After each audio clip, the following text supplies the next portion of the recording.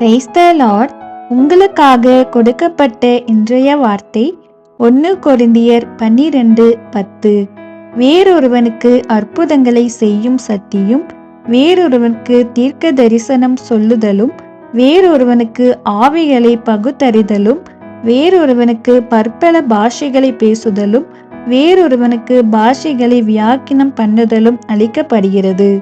கர்த்தருக்குள் பிரியமானவர்களே, இன்றைக்கு அநேகருக்கு தேவனுடைய பரிசுத்த வரங்களை கொடுத்திருக்கிறார். ஒரு சிலருக்கு அற்புதங்களை செய்யும் வல்லமையை கொடுத்திருப்பார்.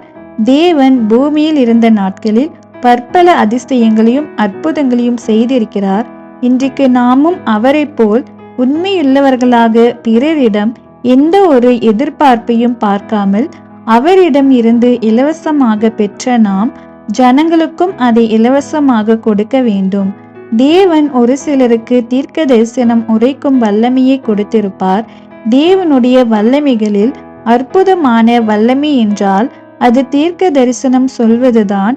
தீர்க்க தரிசன வரங்களை பெற்ற நாம் தேவனுடைய மகிமையை உயர்த்தும்படியான தீர்க்க தரிசனங்களை சொல்ல வேண்டும். ஒரு சிலருக்கு ஆவிகளை பகுத்தறிதலும் கொடுத்திருப்பார். இன்றைக்கு பிசாசானவன் உலகத்திலுள்ள ஜனங்களை தன் வசமாக்க பல காரியங்களை செய்து கொண்டிருக்கிறான். அவனுடைய ஒவ்வொரு செயல்களிலிருந்து நம்மை பாதுகாத்து கொள்ள ஜெபிக்க வேண்டும். இன்றைக்கு ஒரு சிலருக்கு பற்பல பாஷைகளை பேசும் வல்லமைகளை கொடுத்திருப்பார். அதை நாம் வேண்டாத காரியங்களுக்கு பயன்படுத்தாமல் தேவனுடைய சுவிசேஷத்தை அறிவிக்க வேண்டும். ஒரு சிலருக்கு பாஷைகளை வியாக்கியானம் பண்ணுவதை கொடுத்திருப்பார். அதை நாம் தேவனுக்கென்று பயன்படுத்த வேண்டும். இப்படி நாம் கர்த்தருடைய சித்தத்தின்படி செய்தோமானால் அவர் நம்மை மென்மேலும் ஆசீர்வதிப்பார். எந்த சூழ்நிலைகளிலும் அவருடைய வல்லமை நம்மை பலப்படுத்தும்.